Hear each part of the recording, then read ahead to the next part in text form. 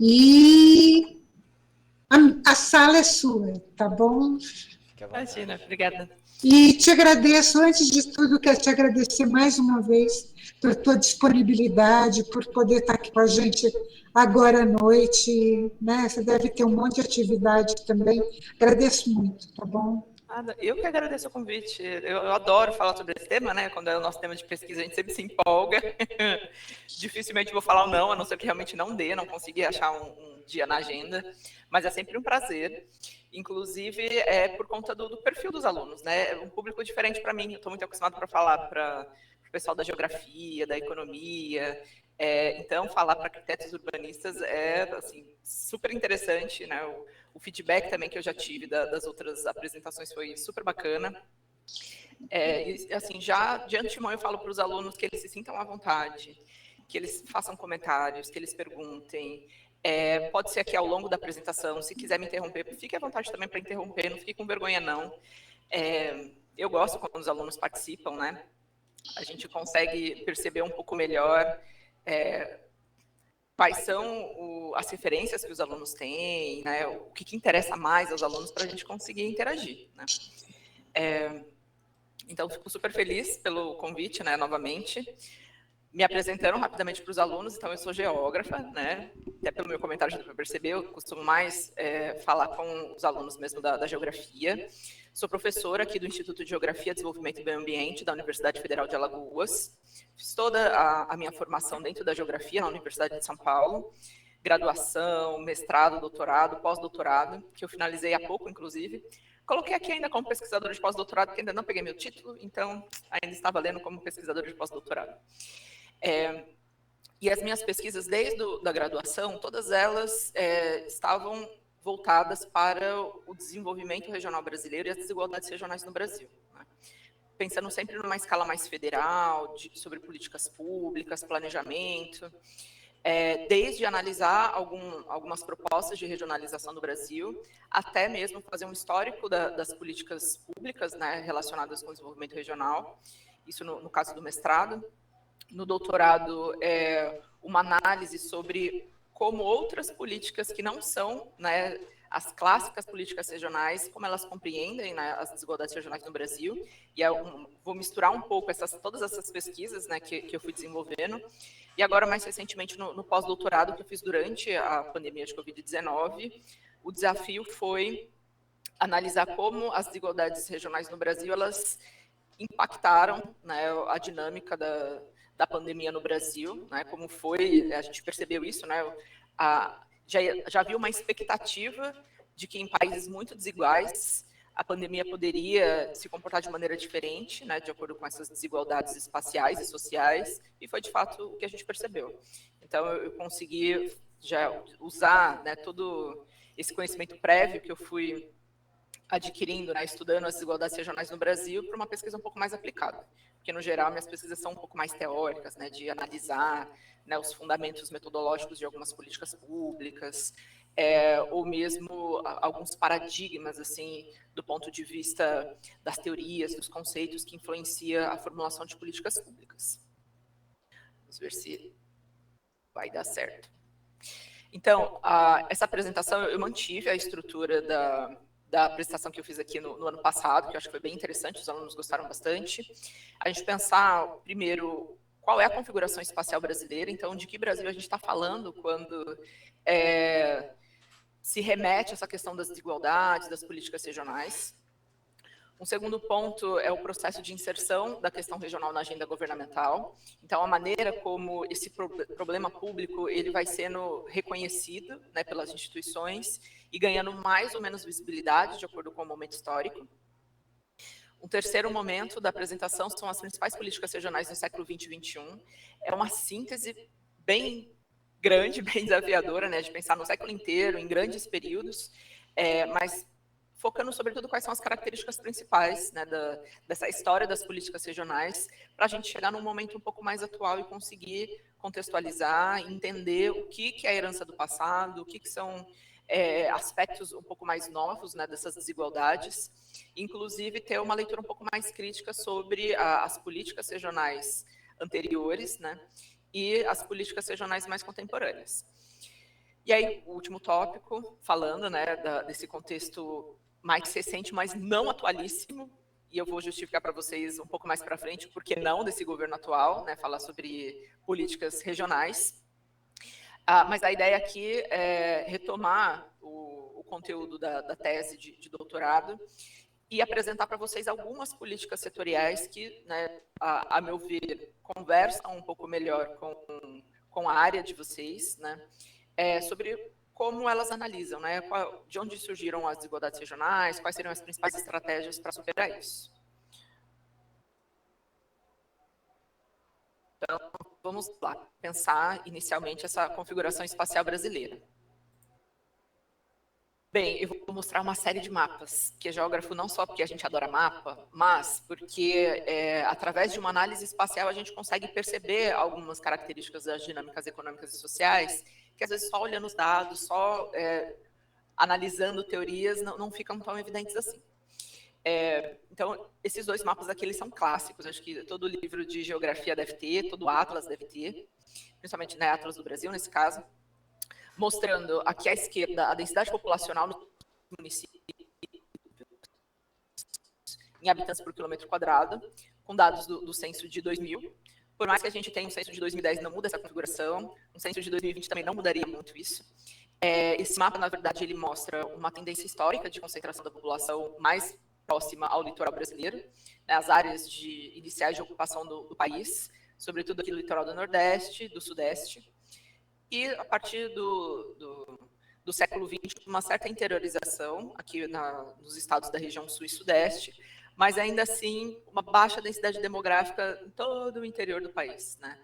A região Norte, Amazônia, Centro-Oeste com uma baixa densidade demográfica, com exceção aqui de Goiânia, Brasília, e na porção central também do Nordeste com uma densidade bem menor. No Sudeste, basicamente só o estado de Minas Gerais, né, porções do estado de Minas Gerais que tem uma menor densidade demográfica. Então, isso é uma marca histórica muito profunda da história, foi redundante agora, uma marca histórica muito profunda do processo de ocupação, né, social e econômico do país. E quando a gente vai analisar a distribuição da população por números absolutos, né, obviamente vai haver uma coincidência. Né? Aqui o tamanho dos círculos, eles demonstram o tamanho da população, né, são círculos proporcionais, e aí uma densidade maior nas cidades também localizadas próximas ao litoral, né, que a gente chama de faixa litorânea.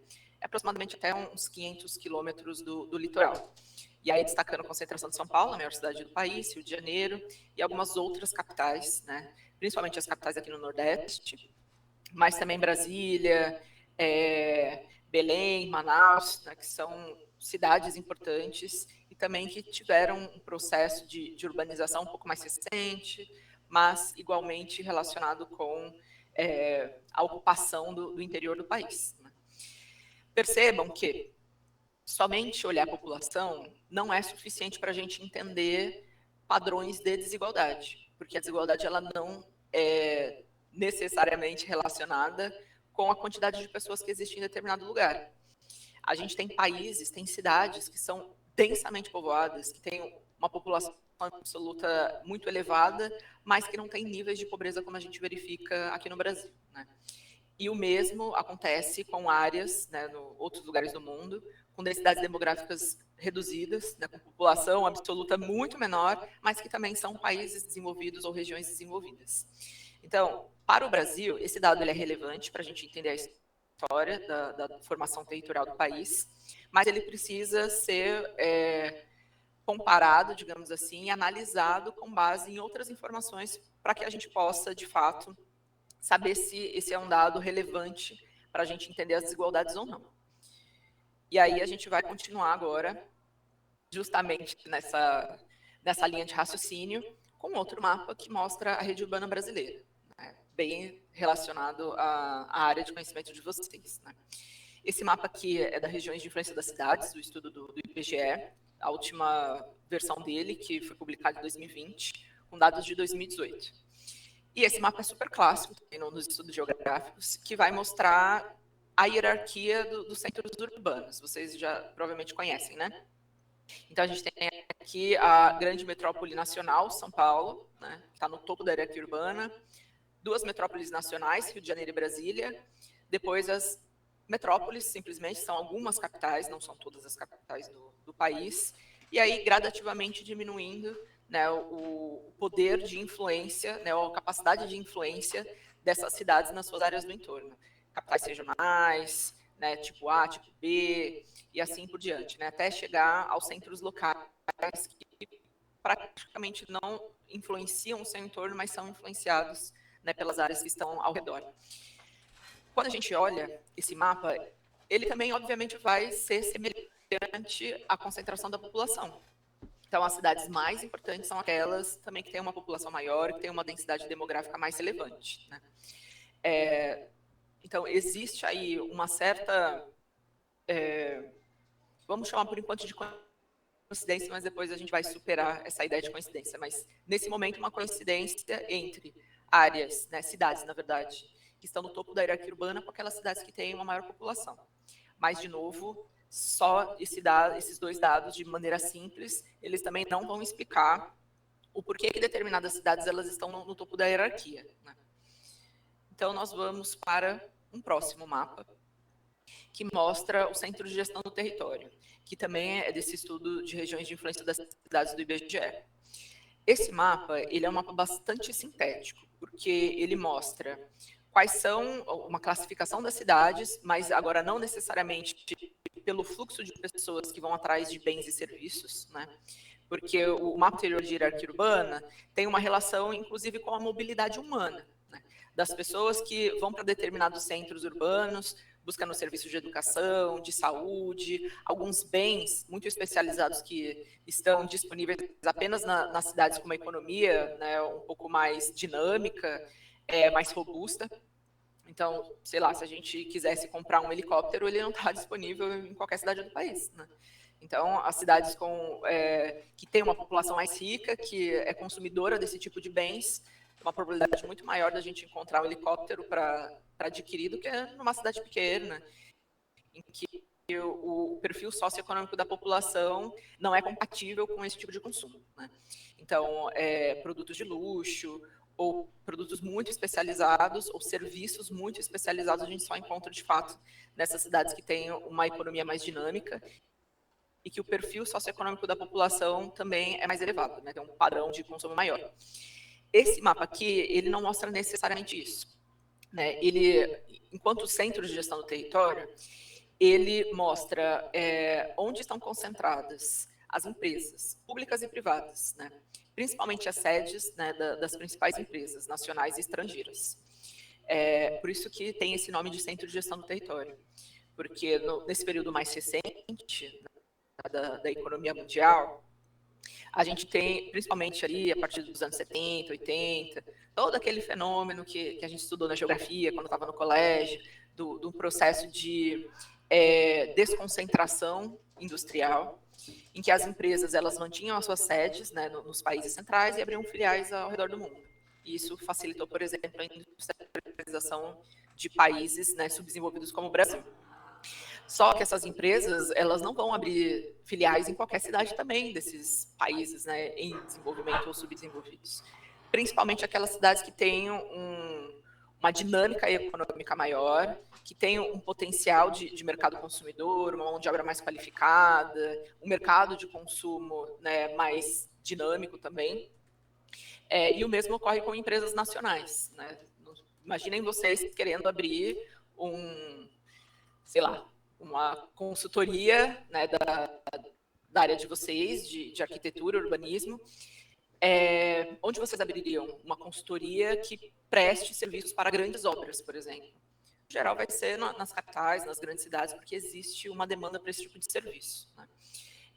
Então, aqui a gente tem esses hexágonos vermelhos, né, que são as cidades que estão no topo dessa hierarquia do Centro de Gestão do Território, né, cidades de nível 1, centralidade 1.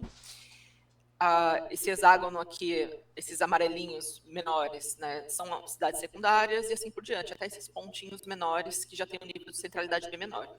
E aí coincide um pouco com aquele padrão que a gente viu de densidade demográfica, de população absoluta, de hierarquia urbana de acordo com fluxos de comércio e de serviços, né? uma concentração maior desse centro de gestão do território aqui nessa porção centro-sul, um pouco no litoral do Nordeste, mas um certo vazio no interior do país. Se quiserem falar, podem me interromper, viu? De novo, a gente tem que ir adicionando informações para que a gente tenha uma visão um pouco mais complexa dessa configuração espacial. Esse outro mapa vai mostrar o produto interno bruto dos municípios, né, o PIB per capita, com valores de 2018 também do estudo não é da RGIC, esse aqui é o PIB municipal, mas é um levantamento também do IBGE. Aqui, os tons mais avermelhados e amarelados, eles mostram PIB per capita menores. E tons já em verde, tanto claro quanto mais escuro, valores maiores de PIB per capita. Então, isso também coincide com aquelas áreas de maior centralidade, mas aqui a gente tem um diferencial, né? O Nordeste quase inteiro com PIB per capita mais baixo, né? Não se destaca tanto aqui as capitais. E, por outro lado, valores de PIB per capita mais elevados no Centro-Oeste. PIB per capita, produto interno bruto, é aquelas riquezas, né, das atividades econômicas que determinado território gera ao longo de um ano, né, e dividido proporcionalmente pela população. Não é um dado tão específico assim para demonstrar riqueza, né, em termos de distribuição social, mas para demonstrar a geração de riquezas a nível territorial. E aí vocês poderiam perguntar, tá, mas por que esse PIB per capita ele é elevado aqui no Centro-Oeste? Aí a gente tem que pensar no perfil econômico, né, de alguns estados, de alguns municípios, e a maneira como o Brasil ele tem se comportado no cenário nacional e internacional, bastante voltado, por exemplo, para o agronegócio nos últimos anos, ou mesmo na última década, com uma dinâmica econômica bastante significativa aqui no Centro-Oeste, e um processo de desindustrialização, desconcentração industrial também, que pesa negativamente para aquelas áreas, né, que já são tradicionalmente mais desenvolvidas. Então, é algo que a gente tem que colocar na nossa balança quando vai analisar todas essas informações de configuração espacial. Esse outro mapa, ele é bem interessante porque ele não mostra só o PIB, que é essa geração total de riquezas, né, de determinado território no período de um ano, mas ele mostra também a densidade econômica. O que significa? Densidade econômica tem uma relação direta com diversificação produtiva. Quanto mais diversificado for a economia de um território, maior a sua densidade econômica. Então, menos suscetível a crises de algum setor econômico específico. Então, por exemplo, aqui no Centro-Oeste, onde mostrava aqui no Mato Grosso um PIB per capita bastante elevado, porém é um estado bastante frágil economicamente, porque ele depende da exportação de produtos, né, de commodities agropecuárias, né, soja, principalmente gado, né, carne de boi. Mas ele tem uma baixa densidade econômica, justamente por essa especialização produtiva que é muito significativa. Então, economia frágil, suscetível a crises e a flutuações no mercado internacional dos seus produtos. Por outro lado, essas áreas aqui num tom mais escurinho, né, de bege, de marrom, vão mostrar os estados, né, ou as regiões, as áreas que têm uma maior densidade econômica, que têm uma maior diversificação produtiva e que, portanto, é menos suscetível a sofrer com crises específicas de algum segmento produtivo, né. Esse dado é importante, porque quando a gente olha as políticas regionais, um dos objetivos dessas políticas é justamente promover uma diversificação produtiva, porque já se sabe, as teorias econômicas, né, que quanto mais dependente for uma economia de um produto, pior é, né? Porque o cenário, principalmente se forem produtos voltados à exportação, né, o cenário internacional pode sofrer crises que afetam diretamente o comércio, né, de alguns produtos, e aí essas regiões elas perdem, elas se empobrecem, podem entrar em decadência econômica.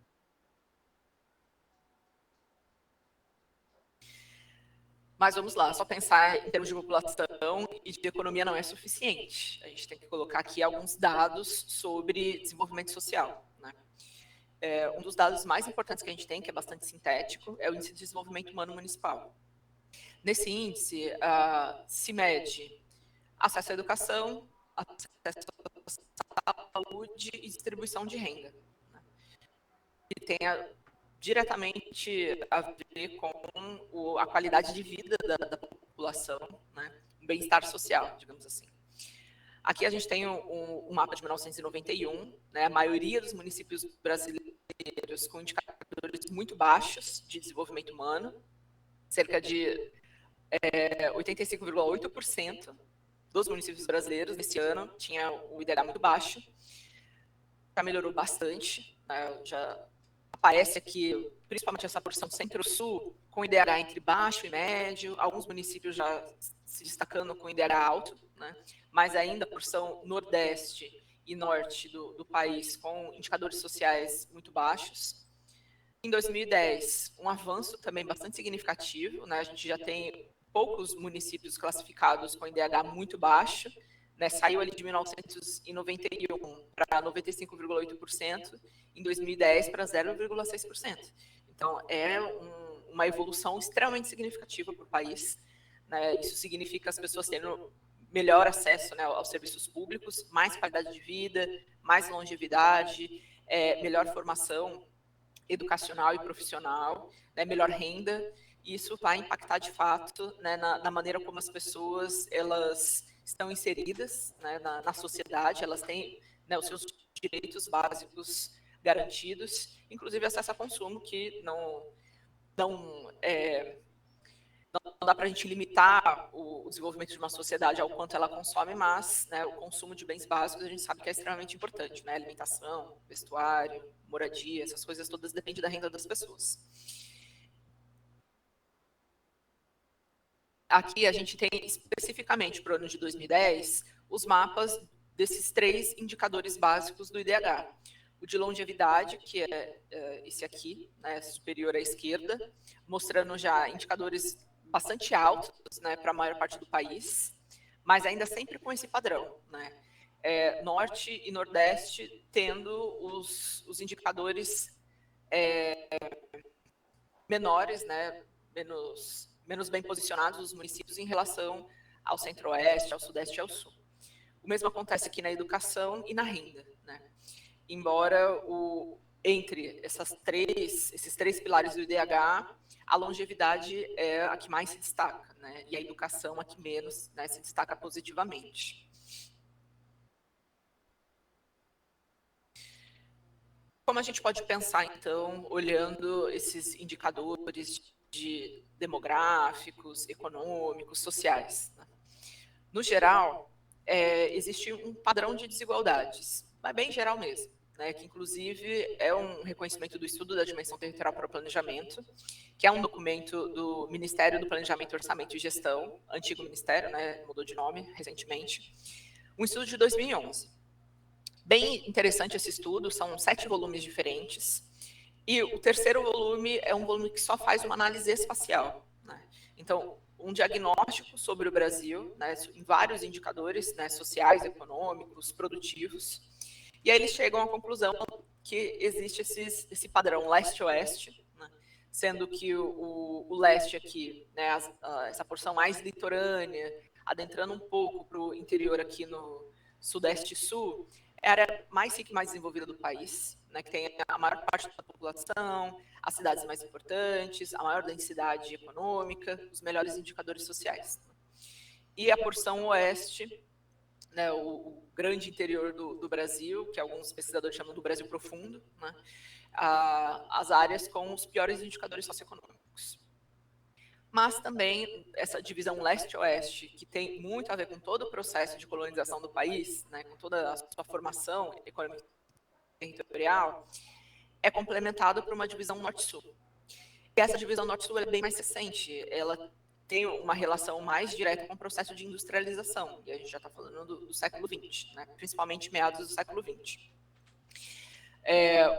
Uma porção norte também com piores indicadores socioeconômicos e uma porção centro-sul, né, digamos assim, com os melhores indicadores.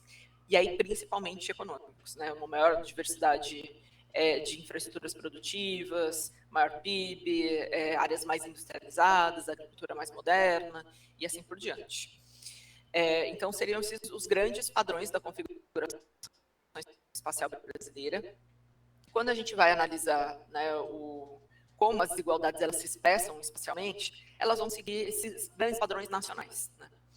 É claro que a escala nacional ela é insuficiente dependendo do tema que a gente está trabalhando ou do refinamento que a gente precisa também a nível espacial. A gente desce depois para outras escalas mais específicas e políticas mais recentes têm feito isso também.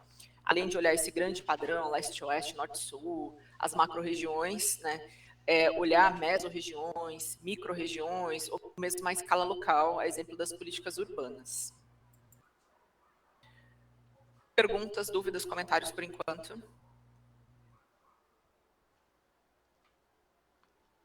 Simone, você está conseguindo enxergar o bate-papo? Não, né? Eu vi agora, eu estava com a tela um pouco mais aberta, né, mas eu estou vendo agora.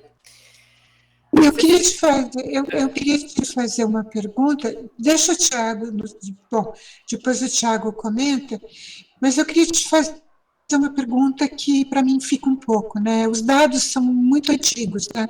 São de 2010. Aqueles dados do IDH brasileiro, qual é a expectativa de vocês? Houve grandes alterações agora, de 2014 para cá, com todas as alterações que a gente teve no panorama econômico brasileiro? A gente ainda teria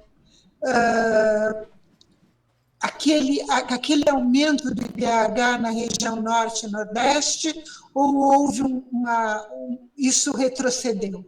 Né? É uma pergunta que eu tenho. Sim, excelente pergunta. Se a gente seguisse essa tendência histórica, provavelmente se tivesse o censo de 2020, né, sem pandemia, muito provavelmente o IDH teria melhorado um pouco, mas nem tanto, porque de fato de 2015 para cá, o Brasil tem enfrentado uma crise econômica de grandes proporções, né, uma crise social, uma crise política, com o empobrecimento da população. Isso já apareceu em outros indicadores, né, um pouco mais específicos, como dados relacionados à fome, a taxas de pobreza, né?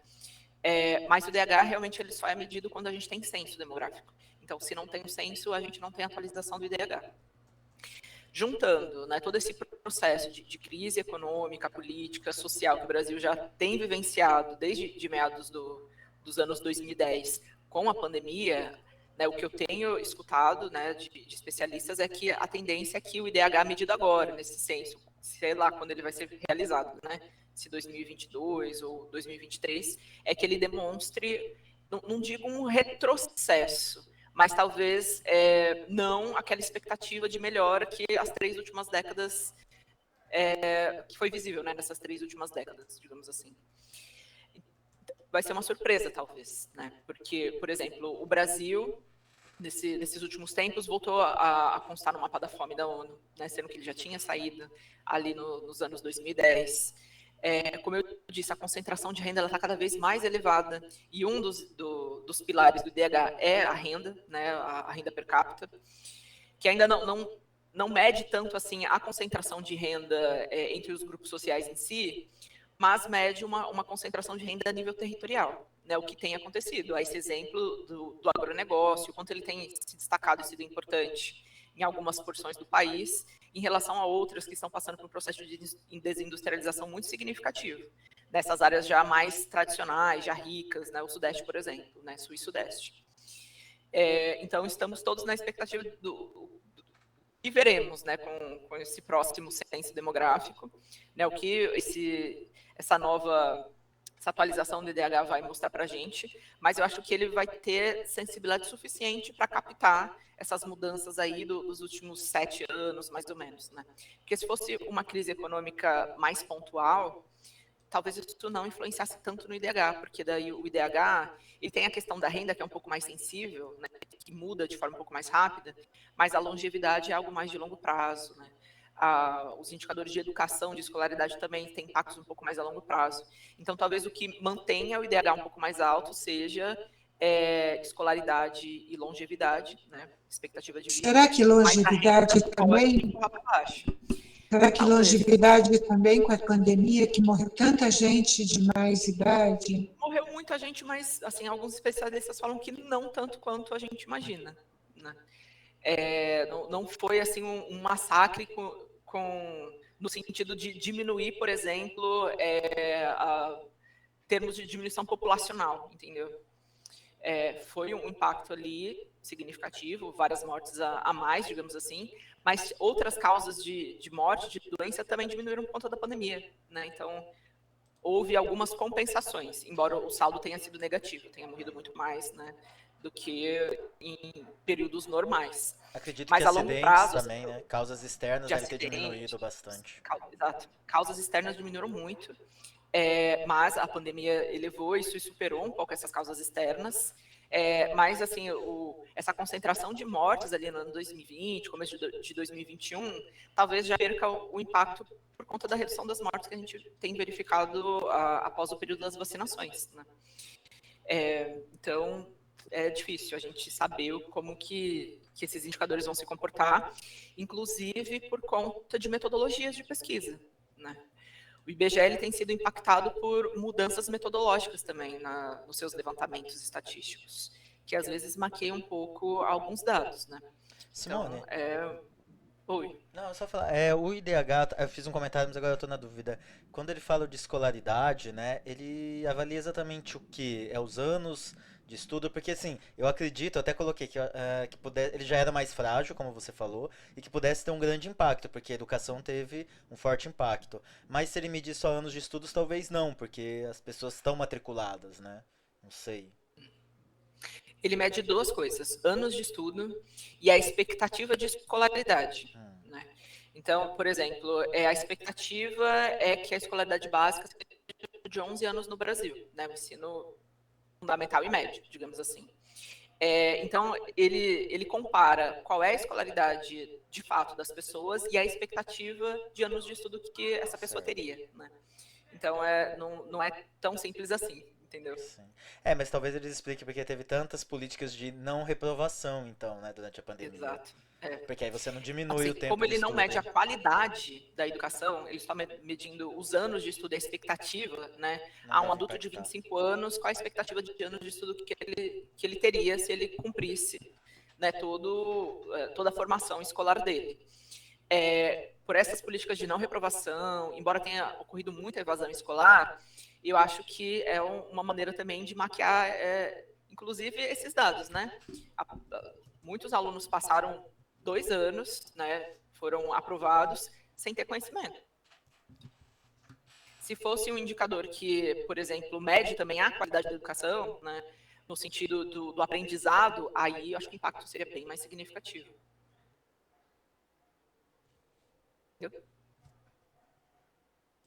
Ok, eu queria que o Luiz Felipe, ele tem uma observação.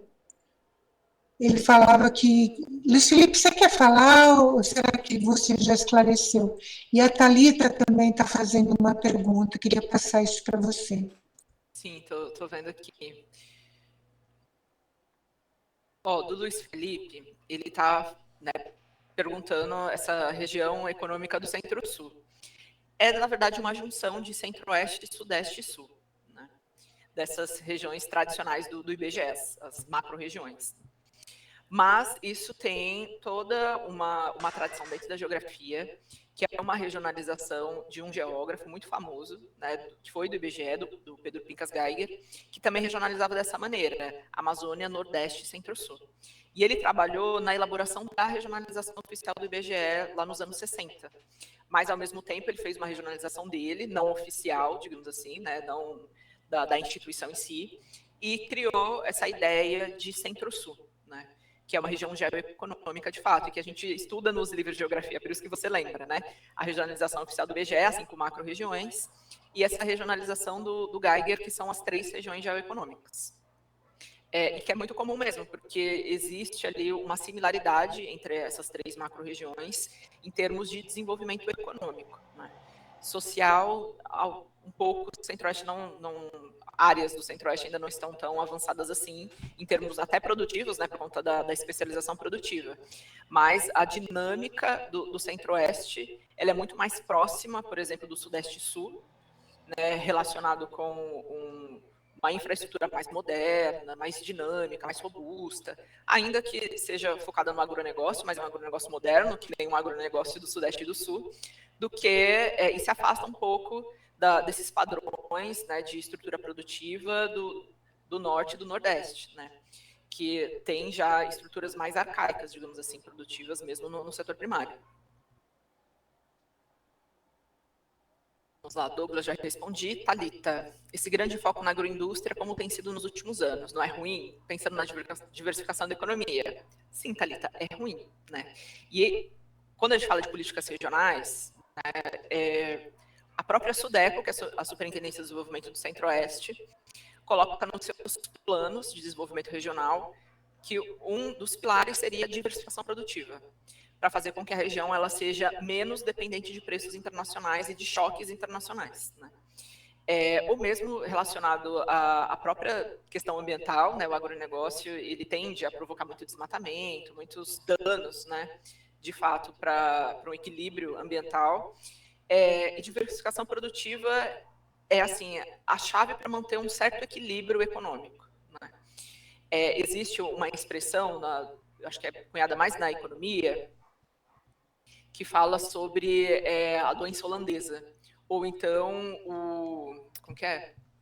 Tem a expressão doença holandesa e não é a praga, a maldição do petróleo, né? Porque são países que têm a economia pautada em um produto de exportação e que são extremamente dependentes, né, de que esses preços sejam altos, e quando acontece algum choque internacional e mudam preços internacionais, podem ser países que entram em decadência muito rápido, né? Que são, por exemplo, o caso de países, né, que são grandes exportadores de petróleo e não promovem uma diversificação produtiva. A gente tem estados aqui no Brasil que tem esse perfil, o próprio Rio de Janeiro. É uma economia bem dependente da exploração de petróleo, pouco diversificada internamente, né? Então, fica aí dependente de preços internacionais. Sim, é ruim. Tudo bem? Mais perguntas, comentários? Vou seguir, então. Nossa primeira parte já foi, mas vocês podem retomar também esses assuntos. Agora a gente vai pensar um pouquinho sobre, a gente já viu esse panorama do Brasil, esses grandes padrões de desigualdade, né, essa configuração espacial brasileira. E agora a gente precisa pensar um pouco sobre o quanto esse padrão de desigualdade ele é compreendido pelas políticas públicas, né, e pelo planejamento, pelo Estado de uma forma geral. E aí, o início desse debate é a gente pensar o que seria uma questão regional ou o que seria uma problemática regional. Não há um consenso sobre isso, né? Depende muito de como cada instituição vai utilizar conceitos, teorias e uma análise sobre essas dinâmicas espaciais para entender e definir o que é desigualdade e quais seriam as estratégias para reduzir essas desigualdades. Mas de uma forma bem geral, para a gente ter uma referência aqui para o nosso debate. O que seria, né? São as desigualdades econômicas e sociais expressas espacialmente na escala regional, decorrentes do processo de formação socioespacial do território brasileiro. Então, é diferente, por exemplo, de algumas desigualdades que aparecem em momentos históricos específicos, né, que são conjunturais. Quando a gente pensa em termos de padrões de desigualdades espaciais, a gente está pensando em questões estruturais, que são históricas, que vão, de alguma maneira, se reproduzindo, né, ao longo do tempo. Pode ganhar características um pouco diferentes em cada período histórico, mas mantém traços, né, entre esses momentos diferentes, né? Mas a questão regional ela não emerge apenas como resultado da diferenciação natural ou dos perfis socioeconômicos entre as regiões, mas, sobretudo, pela desigualdade no tocante ao nível de desenvolvimento econômico e social entre elas, uma vez que a diversidade sem desigualdade não culminaria numa problemática regional. Então, ser diferente não significa ser desigual, né? Então, uma região ela pode ter uma infraestrutura produtiva diferente da outra, ela pode gerar riquezas em segmentos produtivos distintos, pode ter um padrão de distribuição de riquezas também distinto, algumas mais, outras menos desiguais. Equilíbrio total não existe em sociedade nenhuma, isso é fato, né? Mas o problema é quando a gente tem um país que é muito diversificado, mas que essa diversificação, ela acaba sendo também uma, como eu vou dizer, uma tônica, né? um combustível para a geração de desigualdades, né? Porque, pensando, assim, não só em termos econômicos e sociais, diversidade é uma coisa positiva, né? A gente ter características, né, de um processo de ocupação diferente, de acordo com as peculiaridades, as particularidades ali socioambientais de cada região do país, né? Elas não precisam ter o perfil econômico exatamente igual.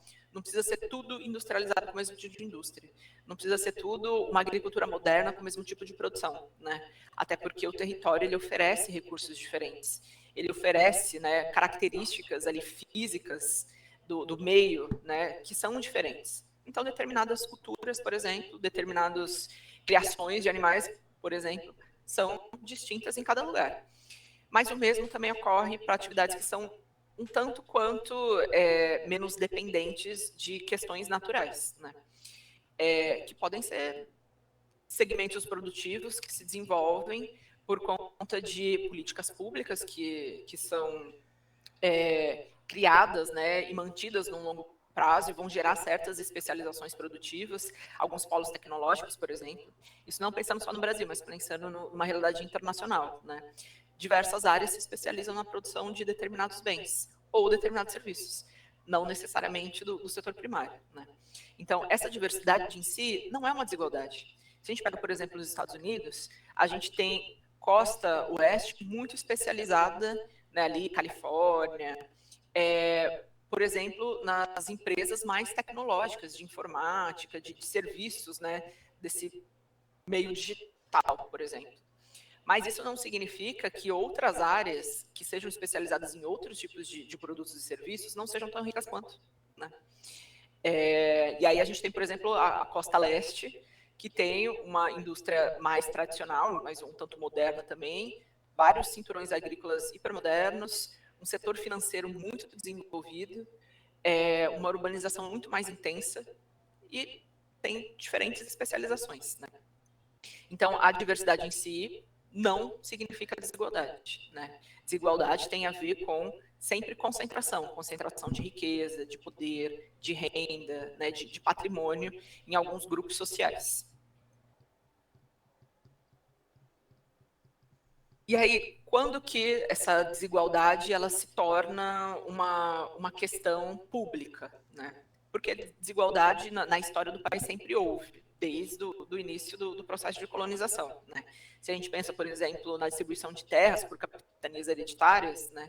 Quem eram os capitães donatários que recebiam uma capitania hereditária, que eram nobres portugueses, que tinham acesso à terra, né? Então, existe todo um histórico de concentração, por exemplo, da terra, que é propriedade, e da geração de renda a partir dessa terra, que vai se mantendo ao longo dos séculos, né? Mas isso vai se tornar um problema, né, político quando o Estado ele reconhece que esse tipo de desigualdade precisa de ter alguma política que vá se contrapor a ela, que vá diminuir esse nível de desigualdade. Então, houve, no período mais recente, começo do século XX, toda uma montagem de estruturas de planejamento governamental que indica que o planejamento ele passa a ser visto como um instrumento de governo para promover o desenvolvimento, para reduzir desigualdades. Então, várias instituições, a partir do início do século XX, foram criadas com o objetivo específico de reduzir desigualdades ou de resolver problemas regionais, mas elas não foram apenas criadas, houve todo um processo de extinção de algumas instituições. Elas, em alguns momentos, se fundiram ou se desmembraram, né? As atribuições delas foram alteradas ao longo do tempo.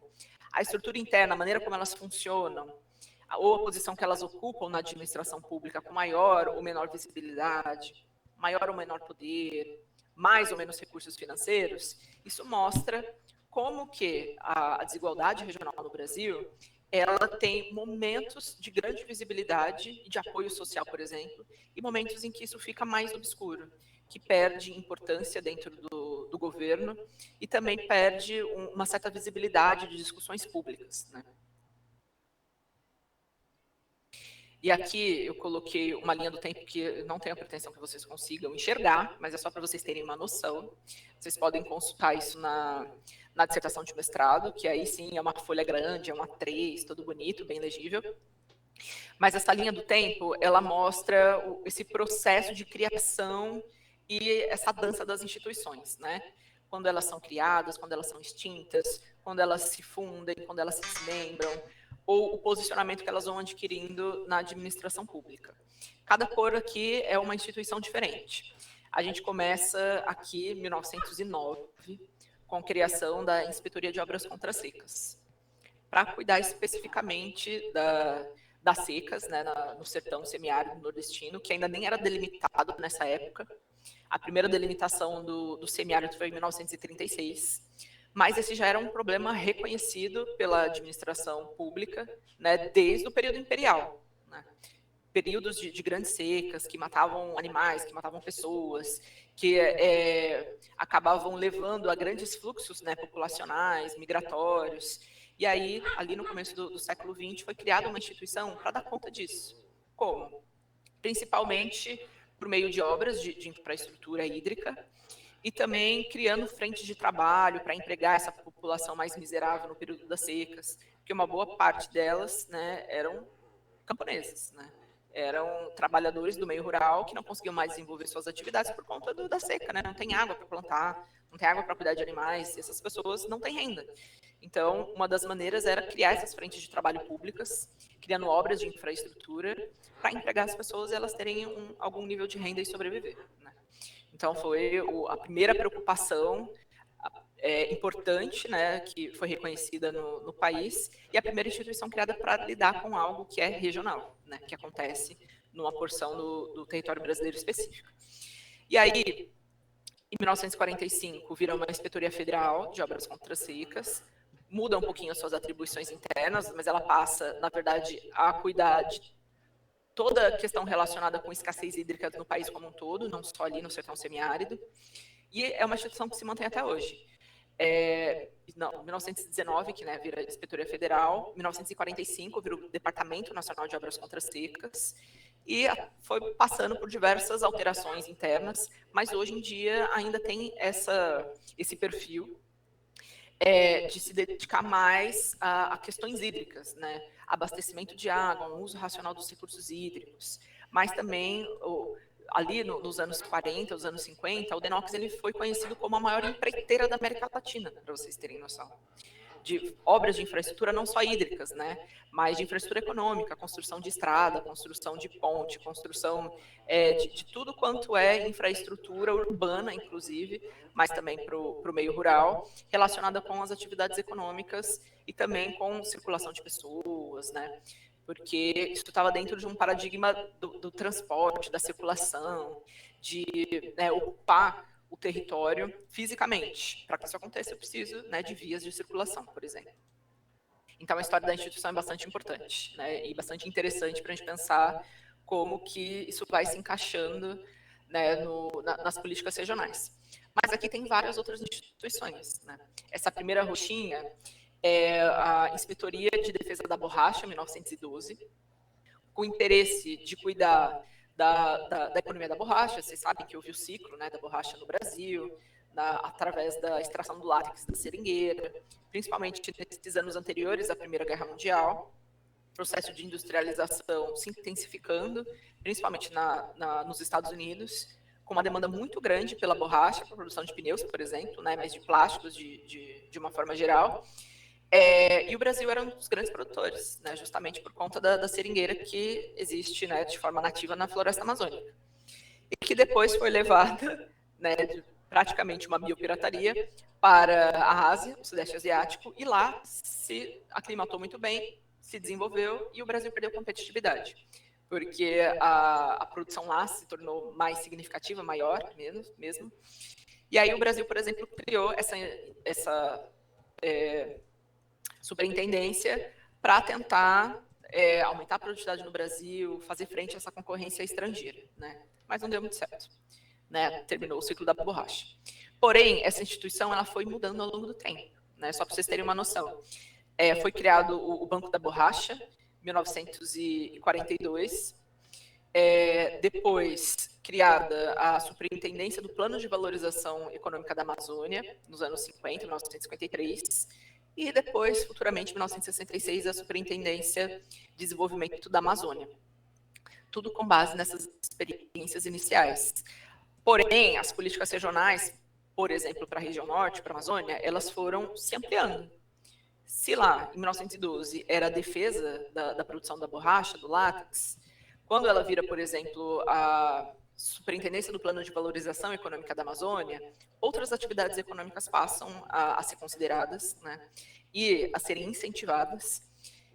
E mais um processo de expansão ali nos anos 60, com a Sudã, porque aí começa a entrar a questão toda da urbanização, né, da industrialização na região, criação, por exemplo, da Zona Franca de Manaus. Então, em termos econômicos, né, aquela ideia de diversificação produtiva, ela também vai sendo absorvida pelas políticas regionais e até mesmo por uma ampliação da atuação dessas instituições, né. E eu poderia ficar falando aqui de várias, né? Tem muitas, mas eu vou mencionar elas um pouco mais para frente, né? Que é justamente nesse tópico aqui das principais políticas regionais no século XX e XXI. Se alguém quiser fazer alguma consideração, alguma pergunta, fique à vontade, tá?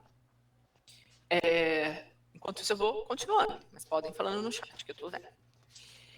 Aqui eu dividi em alguns grandes momentos, né, esse histórico das políticas regionais. Um primeiro momento, que seria aquele das primeiras iniciativas de planejamento regional no Brasil. Como eu já mencionei aqui na minha fala, tiveram algumas instituições e algumas políticas bem específicas, né? Isso com base em quê? Na ideia de dimensão continental do Brasil, uma grande heterogeneidade física e cultural, diferenciação do espaço geográfico associado ao processo de ocupação socioterritorial e as desigualdades regionais, que teriam demandado a adoção de políticas territoriais por parte do Estado brasileiro, né? Então, todo esse contexto, diversidade, desigualdade, heterogeneidade em todas as dimensões políticas, econômicas, culturais, né, faz com que seja necessário ter políticas específicas para cada região do país, de acordo com as suas demandas, né. Aqui, as principais iniciativas foram as políticas de combate às secas, justamente pelo DENOX, que eu mencionei para vocês, né. Ações de fomento voltadas a produtos de exportação, localizados em áreas bem definidas, com instituições responsáveis pela implementação de planos, a exemplo de planos de defesa do café aqui para o Sudeste. Não estou nem no Sudeste mais, eu estou no Nordeste agora, gente. Açúcar, produção de álcool, defesa da borracha, né? Então, especializações produtivas, né, tiveram um espaço aqui importante nas políticas regionais. E também as comissões de desenvolvimento de bacias hidrográficas, que é um recorte regional bastante clássico das políticas regionais, que começou a ser adotado no Brasil aqui nos anos 40. Né? Cadê? Que é por meio desses exemplos que eu trouxe para vocês. Já mencionei a Inspetoria de Obras Contra Secas, em 1909. Tem aqui a área de atuação, ó, originalmente no Nordeste, né? Pegando o Nordeste quase que como um todo, mas sobretudo aqui com um recorte, por exemplo, avançando para Minas Gerais, que é onde tem, ainda faz parte do polígono das secas, né? Plano de Defesa da Borracha, de 1912, que culminou aqui com a criação da Superintendência Superintendência do Plano de Valorização Econômica da Amazônia, que mantém o recorte da Amazônia Legal, né, que foi criado também nos anos 50. E esse último exemplo das bacias hidrográficas é a criação da Companhia Hidrelétrica do Vale do São Francisco, a CHESF, que existe até hoje. Foi criada em 1945. E da Comissão do Vale do São Francisco, criada em 48, que hoje em dia é a Codevasf, né? Ambas inspiradas na experiência do Tennessee Valley Authority, que é uma experiência norte-americana. Então, nos Estados Unidos, a área mais pobre do país é justamente o Vale do Rio Tennessee, que é uma bacia hidrográfica, né? Níveis de pobreza muito elevados, uma população mais rural, com pouquíssimo acesso a serviços públicos, a bens, né, de consumo, inclusive. E aí, lá final dos anos 30, começo dos anos 40, o governo norte-americano, acho que foi até antes, acho que foi dos anos 20, nos anos 20, entre 20 e 30, o governo norte-americano criou uma instituição federal para desenvolver essa região mais pobre do país. E a ideia era, por exemplo, a modernização das estruturas produtivas, né? Então, as atividades agropecuárias, elas eram muito arcaicas, técnicas antigas, que traziam problemas ambientais, que traziam pouca produtividade. E aí, uma das ideias iniciais era justamente modernizar, né, a produção, mas não só, né, eles não se atentaram apenas a essa dimensão política, aliás, essa dinâmica econômica produtiva, mas também ao acesso a serviços básicos, né? Por exemplo, eletrificação. Né? A maior parte das comunidades rurais ali não recebia, né, energia elétrica.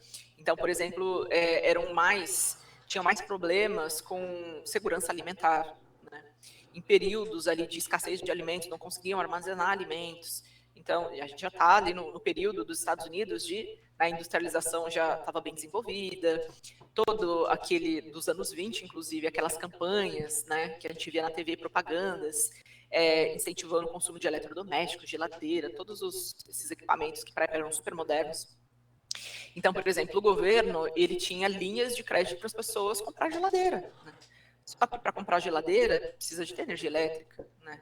No âmbito de um país que está se industrializando, o acesso a esses bens de consumo é também um aumento do mercado consumidor, né? Então, era estratégico fazer com que áreas mais pobres, né, mais excluídas desse processo de industrialização e urbanização, passassem, né, a compor um mercado de consumo.